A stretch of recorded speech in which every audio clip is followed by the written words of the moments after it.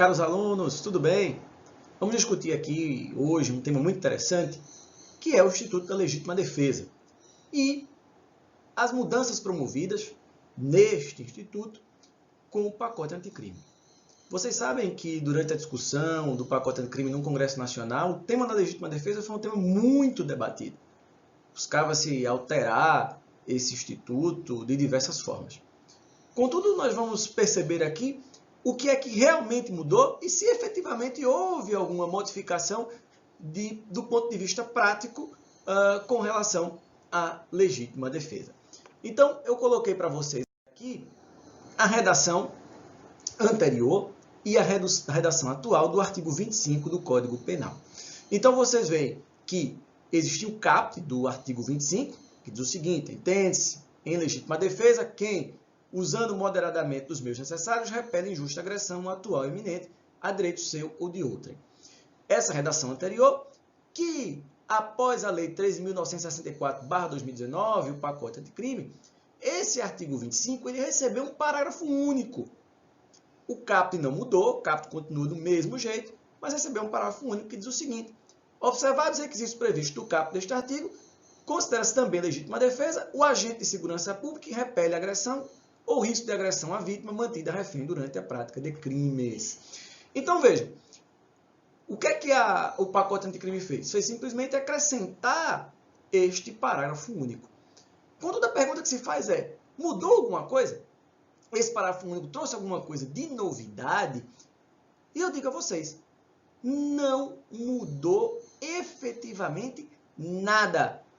Este parágrafo único não trouxe qualquer novidade ao Instituto da Legítima Defesa. Por que não? Por que eu digo isso?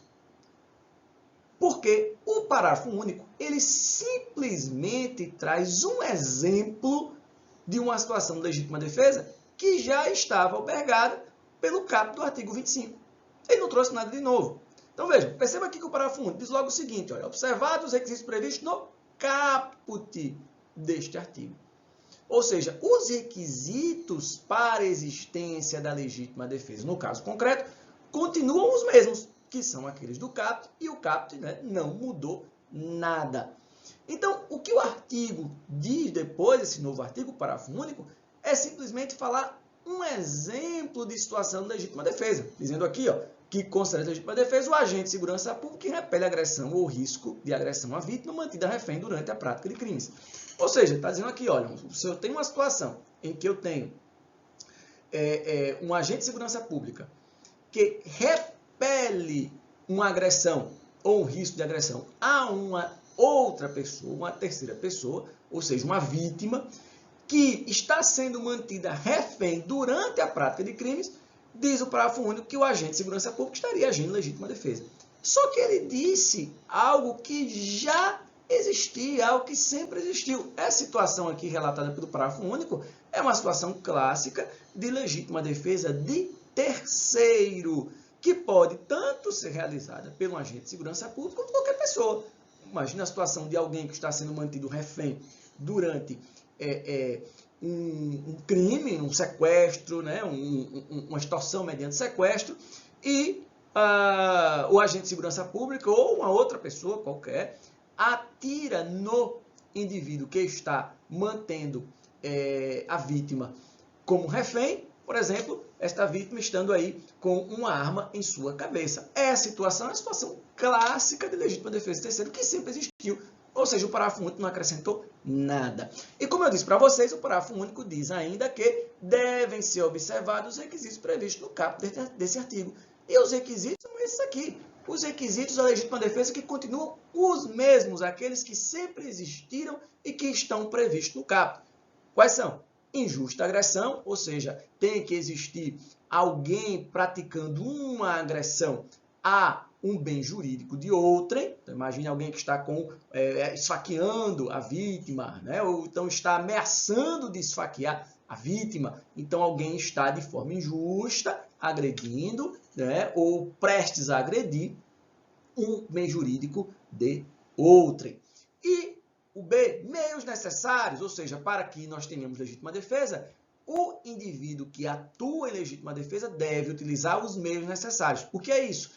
ele deve usar o meio disponível e menos gravoso para repelir a agressão injusta. Então, ou seja, dentre os meios que o indivíduo tem à disposição para repelir a agressão injusta, ele tem que usar o menos gravoso, ou seja, o estritamente necessário a afastar a agressão injusta. Então, por exemplo, imagine que o indivíduo tem aí uma bala, uma arma não letal, imagine uma arma que tem bala de borracha, e uma arma letal, uma arma com balas de verdade. Se ele tem os dois à sua disposição, ele tem que usar o meio menos gravoso, porque este meio menos gravoso é o meio necessário. Claro, desde que esse meio seja eficiente para afastar a agressão injusta. Outro requisito, C, moderação no uso dos meios. Escolhido o meio necessário, esse meio tem que ser utilizado de forma moderada. Então, imagine o seguinte, imagine que um indivíduo está aí em uma situação em que alguém está praticando uma agressão injusta contra outra. Imagine que um indivíduo está ali agredindo a sua esposa e um terceiro, seja um policial, seja uma pessoa, né, no dia a dia, vê esta agressão e vai interferir nessa situação usando, por exemplo, os seus punhos. Vai lá e bate no agressor. Ou ele escolheu o meio necessário. Mas não pode, depois de afastar da agressão injusta, ele continuar batendo até a morte. Se ele fizer, não houve um uso moderado do meio escolhido, e aí o indivíduo vai responder por excesso na legítima defesa e responderá, então, por crime. O crime com relação ao excesso, aquilo que ele continuou a usar após ter repelido a agressão injusta.